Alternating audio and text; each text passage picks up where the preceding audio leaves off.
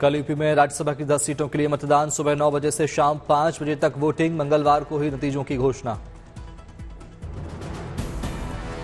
राज्यसभा चुनाव में BJP Samajwadi party के बीच कड़ी प्रतिस्पर्धा। मैदान में बीजेपी के 8 उम्मीदवार और समाजवादी पार्टी के 3 उम्मीदवार। लखनऊ में राज्यसभा चुनाव से पहले सीएम योगी की अध्यक्षता में एनडीए विधायक दल की बैठक में मौजूद रहे राजा भैया। कहा, बीजेपी को हमारा पूरा समर्थन। एनडीए के 8वें प्रत्याशी को जिताने के लिए बीजेपी ने झोंकी ताकत। समाजवादी पार्टी ने अपने 3 उम्मीदवारों की जीत के लिए बनाई रणनीति। लखनऊ में हुई समाजवादी पार्टी विधायक दल की बैठक। सपा की बैठक से गायब रहे 8 विधायक। राज्यसभा चुनाव में मंगलवार को क्रॉस वोटिंग के आसार। लोकसभा चुनाव पर अखिलेश यादव का बड़ा बयान। कहा, चुनाव से पहले विपक्षी नेताओं पर एजेंसियों के जरिए दबाव डाल रही सरकार। रोमांचक हुआ कल होने वाला कर्नाटक का राज्यसभा चुनाव। बीजेपी जेडीएस ने उतारा 5वां उम्मीदवार। कांग्रेस को सताया क्रॉस वोटिंग का डर। कांग्रेस सांसद राहुल गांधी की वायनाड सीट पर हुआ खेला। सीपीआई ने एनी राजा को बनाया अपना उम्मीदवार। झारखंड में लोकसभा चुनाव से पहले कांग्रेस को झटका। झारखंड से कांग्रेस की इकलौती सांसद गीता कोड़ा बीजेपी में शामिल। पूर्व सीएम हेमंत सोरेन पर झारखंड हाईकोर्ट में सुनवाई हुई पूरी। दोनों पक्षों की दलील सुनने के बाद हाईकोर्ट ने फैसला रखा सुरक्षित। बजट सत्र में भाग लेने से जुड़ा है मामला। लोकसभा चुनाव प्रचार में बीजेपी के चुनावी प्रचार रथ रवाना। बीजेपी के राष्ट्रीय अध्यक्ष ने रवाना किया रथ। 2024 चुनाव में 400 से ज्यादा सीटों को जीतने के प्लान को गति देने की कोशिश। पीएम मोदी के कार्यकाल की उपलब्धियों और योजनाओं को जन जन तक पहुंचाने का लक्ष्य। प्रचार रथ के साथ साथ पार्टी कार्यकर्ता भी रहेंगे मौजूद। रथ को रवाना करने पर बोले जेपी नड्डा, जनता से 15 मार्च तक मांगेंगे सुझाव। इसी के आधार पर जारी होगा बीजेपी का संकल्प पत्र। पीएम मोदी का बड़ा बयान। कहा, जून में हमारे तीसरे कार्यकाल की होगी शुरुआत। हमारी विकास योजनाओं की तेज गति से सामने आ रहे परिणाम।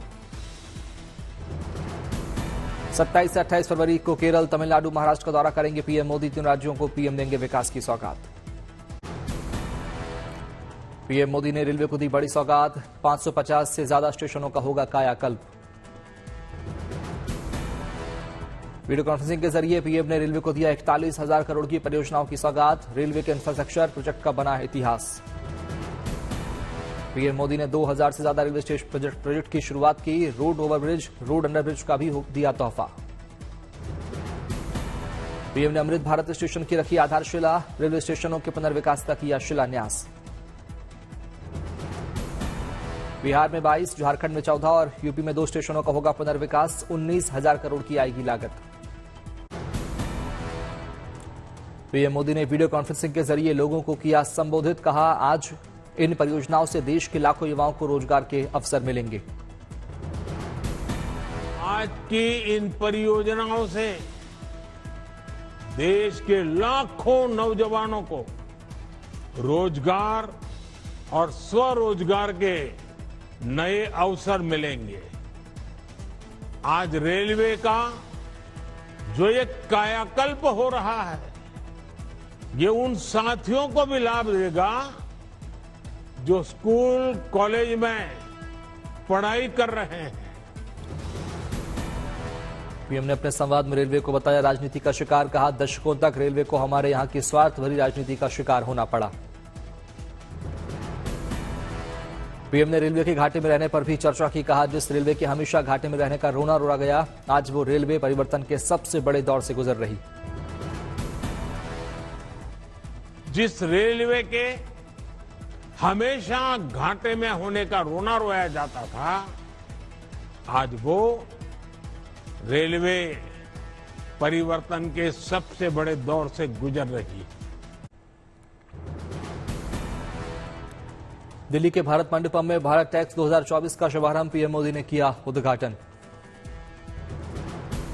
दुनिया भर से 100 से अधिक कंपनियां भारत टैक्स में शामिल। 29 फरवरी तक चलेगा भारत टैक्स।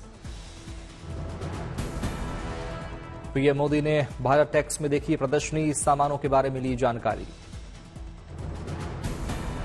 भारत टैक्स 2024 कार्यक्रम में भारत टेक्सटाइल सेक्टर को बढ़ावा देने की पहल। कपड़ा, फाइबर, फैब्रिक और फैशन बना केंद्र। कपड़ा बुनकरों, कारीगरों और श्रमिकों के अलावा 3,500 से अधिक कारोबारी भारत टैक्स 2024 में ले रहे हिस्सा। पीएम ने भारत टैक्स 2024 को बताया बेहद अहम। कहा, भारत ने अगले 25 सालों में विकसित राष्ट्र का संकल्प लिया है और इसलिए इस आयोजन का महत्व बहुत बढ़ जाता है। पीएम मोदी ने कहा, टेक्सटाइल सेक्टर तेजी से बढ़ रहा है, देश के बुनकरों को टेक्नोलॉजी से जोड़ रहे हैं। पीएम ने कहा, क्वालिटी कंट्रोल पर भी सरकार का ध्यान, वोकल फॉर लोकल का चल रहा जन आंदोलन। कारीगरों और बाजार के बीच कम हुई दूरी पर बोले पीएम मोदी। कहा, देश में डायरेक्ट सेल, प्रदर्शनी और ऑनलाइन प्लेटफॉर्म की बढ़ाई गई सुविधा। पीएम मोदी ने पीएम मित्र पार्क की योजना को बताया देशवासियों के लिए बड़ा अवसर। कहा, आने वाले समय में देश के अलग अलग 7 राज्यों में बनाए जाएंगे पीएम मित्र पार्क। ईडी के 7वें समन पर भी पेश नहीं होंगे अरविंद केजरीवाल। दी पुरानी दलील, ईडी के समन को बताया गैर कानूनी। आम आदमी पार्टी ने मामले को कोर्ट में होने का दिया हवाला। कहा, कोर्ट में 16 मार्च को है सुनवाई, रोज समन भेजने की बजाय ईडी कोर्ट के फैसले का करे इंतजार। आम आदमी पार्टी ने केंद्र पर किया वार। कहा, हम इंडिया गठबंधन नहीं छोड़ेंगे, मोदी सरकार इस तरह ना बनाए दबाव। दिल्ली के पूर्व डिप्टी सीएम मनीष सिसोदिया की गिरफ्तारी का 1 साल पूरा। सीएम अरविंद केजरीवाल ने अपने अंदाज में किया विरोध प्रदर्शन। विधायकों के संग राजघाट में बापू की समाधि पर पहुंचे। दिल्ली विधानसभा में भी आम आदमी पार्टी विधायकों ने मनीष सिसोदिया को किया सैल्यूट। शराब घोटाला केस में जेल में बंद हैं दिल्ली के पूर्व डिप्टी सीएम मनीष सिसोदिया। वाराणसी में ज्ञानवापी के व्यास तहखाने में जारी रहेगी पूजा। हाईकोर्ट से मुस्लिम पक्ष को झटका। इलाहाबाद हाईकोर्ट ने मुस्लिम पक्ष की याचिका को किया खारिज। व्यास तहखाने में पूजा की अनुमति पर रोक लगाने की मांग की थी। हाईकोर्ट ने कहा, वाराणसी में ज्ञानवापी के व्यास तहखाने में पूजा जारी रहेगी। मुस्लिम पक्ष फैसले के खिलाफ जा सकता है सुप्रीम कोर्ट। हिंदू पक्ष के वकील विष्णु शंकर जैन ने कहा, अगर इस फैसले के खिलाफ मुस्लिम पक्ष सुप्रीम कोर्ट जाएगा तो हम भी सुप्रीम कोर्ट में अपनी बात रखेंगे।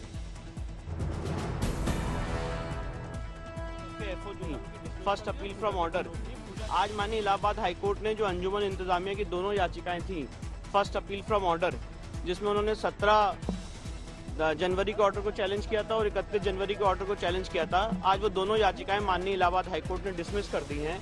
तो इसका अर्थ ये है, इसका निष्कर्ष ये है कि जो पूजा वहां पे चल रही है वो नियमित रूप से चलती रहेगी। हरियाणा विधानसभा में गूंजा आईएनएलडी प्रमुख Nafe Singh Rathi murder case. CM Khattar ने कहा, नहीं बख्शे जाएंगे आरोपी, की जाएगी सख्त से सख्त कार्रवाई। सीबीआई को सौंपी गई नफे सिंह राठी हत्याकांड की जांच। केस को सुलझाने के लिए लगाई गई कई टीमें। परिजनों ने पुलिस को दी 7 दिनों की मोहलत। कलकत्ता हाईकोर्ट में हुई संदेश खाली मामले की सुनवाई। शाहजहां शेख को किया जाए गिरफ्तार। कलकत्ता हाईकोर्ट ने ईडी और सीबीआई को पक्षकार बनाने का दिया निर्देश। टीएमसी के संसदीय प्रतिनिधिमंडल ने चुनाव आयोग से की मुलाकात। 3 मुद्दों पर ईसी से लिया गया आश्वासन। टीएमसी सांसद शुकेंदु शेखर रॉय ने कहा, पहला सेंट्रल फोर्स और स्टेट फोर्स से जुड़ा, दूसरा बंगाल में 1 लाख से अधिक आधार कार्ड के डीएक्टिवेट का, तीसरा उत्तर दिनाजपुर के चोपड़ा जिले का हादसा। उत्तर प्रदेश के मुख्यमंत्री सीएम योगी ने कानपुर में डिफेंस कॉरिडोर का किया उद्घाटन। सेनाध्यक्ष मनोज पांडे भी रहे मौजूद। कानपुर में विकसित हो रहा एशिया का सबसे बड़ा एम्यूनेशन कॉम्प्लेक्स। इस इकाई में आधुनिक हथियारों को बनाया जाएगा। सीएम योगी ने एम्यूनेशन कॉम्प्लेक्स के में हथियारों के बारे में ली जानकारी। हाथ में पिस्टल लेकर खुद किया निरीक्षण। सीएम योगी ने शूटिंग रेंज में भी आजमाए हाथ, लक्ष्य पर की फायरिंग। डिफेंस कॉरिडोर में हथियारों की प्रदर्शनी। शॉर्ट रेंज में नवल एंटी शिप मिसाइल समेत अत्याधुनिक ड्रोन ने खींचा ध्यान। आंध्र प्रदेश के मुख्यमंत्री वाईएसआर जगनमोहन रेड्डी ने अमरावती में कुप्पम शाखा नहर प्रोजेक्ट का किया उद्घाटन। इस दौरान सीएम रेड्डी का हुआ भव्य स्वागत। एवीआर एचएनएसएस परियोजना के तहत सीएम रेड्डी ने कुप्पम और पालमनेरू के लोगों को सिंचाई और पेयजल की दी सौगात। खेती के लिए किसानों को मिलेगा पानी। राजस्थान के मुख्यमंत्री भजनलाल शर्मा जयपुर के सांगानेर में स्थानीय लोगों के साथ चाय की चुस्की लेते नजर आए। इस दौरान एक स्कूली छात्रा से भी जाना हालचाल। बिग बॉस फेम अभिषेक सचखंड ने अमृतसर में श्री हरमिंदर साहिब में टेका मत्था, लगाई अरदास। बैतूल में हुई ओलावृष्टि से बिछ गई बर्फ की चादर, शिमला जैसा दिखा नजारा। डल झील पहुंचे सचिन तेंदुलकर ने सितार बजाते कलाकार का शेयर किया वीडियो, लिखा डल झील पर कभी भी नीरस क्षण नहीं आता।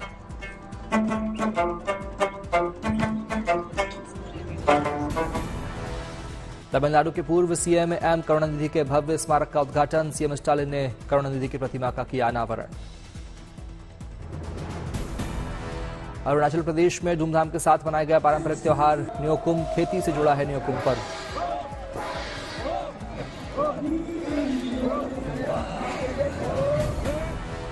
मान्यता है कि न्योकुम के दिन आदिवासी अपने देवी देवताओं से फसलों के अच्छे उत्पादन की करते हैं कामना।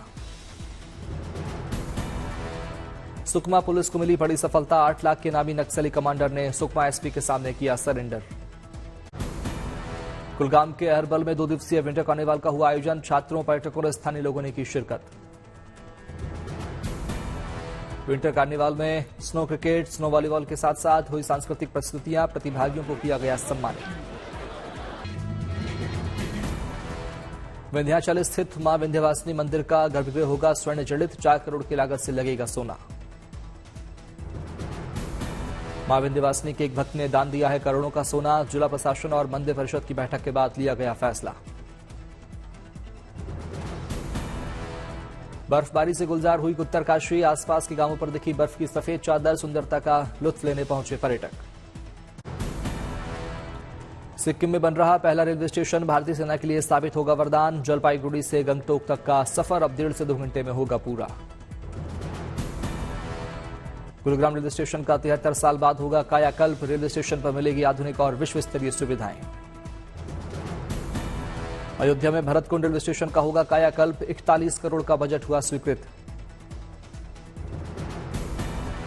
देवघर रेलवे स्टेशन की भी बदलेगी काया, स्टेशन पर मिलेंगी कई विशेष और बेहतर सुविधाएं। दरभंगा के रेलवे स्टेशन की भी बदलेगी तस्वीर, पीएम मोदी की घोषणा के मौके पर विशेष कार्यक्रम का हुआ आयोजन। नोएडा में 15 साल के बच्चे आर्यन ने शुरू किया आर्यन नाम का प्रोजेक्ट, जमीन से जुड़े मामलों का करेगा समाधान। आर्यन ने कहा पीएम मोदी से मिली प्रेरणा। हैदराबाद के एक युवक गाडे ललिन ने किया कमाल, बारी बारी 5 सरकारी नौकरियों में लिया सिलेक्शन। जामनगर स्थित अंबानी जू में जानवरों का रखा जाता है खास ख्याल, जानवरों के लिए मशीनों से बनता है खाना, अस्पताल की भी है व्यवस्था। अस्पताल में हाथियों का किया जाता है हर्बल दवाइयों से इलाज, स्पेशलिस्ट डॉक्टरों की टीम करती है उपचार। जामनगर में लायंस फाउंडेशन ने की वनतारा प्रोजेक्ट की घोषणा, इस प्रोजेक्ट में स्टार ऑफ द फॉरेस्ट का होगा चुनाव। रांची टेस्ट में टीम इंडिया ने इंग्लैंड को 5 विकेट से हराया, टेस्ट सीरीज पर किया कब्जा। शुभमन गिल के नाबाद अर्धशतक और ध्रुव जुरेल की आत्मविश्वास से भरी पारी ने इंग्लैंड को बैकफुट पर ढकेला, शुभमन ने नाबाद 52 रन और ध्रुव ने नाबाद 39 रन की खेली पारी। दूसरी पारी में जीत के लिए टीम इंडिया को इंग्लैंड ने दिया था 192 रनों का लक्ष्य, टीम इंडिया ने चौथे ही दिन की दी शिकस्त। कप्तान रोहित शर्मा ने भी दूसरी पारी बनाई अर्धशतक, 81 गेंदों में 5 चौके और 1 छक्के के साथ 55 रन जड़कर लौटे पवेलियन। यशस्वी जायसवाल 44 गेंदों पर 37 रन बनाकर हुए आउट, रजत पाटीदार और सरफराज का नहीं बोला बल्ला, दोनों बिना खाता खोले पवेलियन लौटे।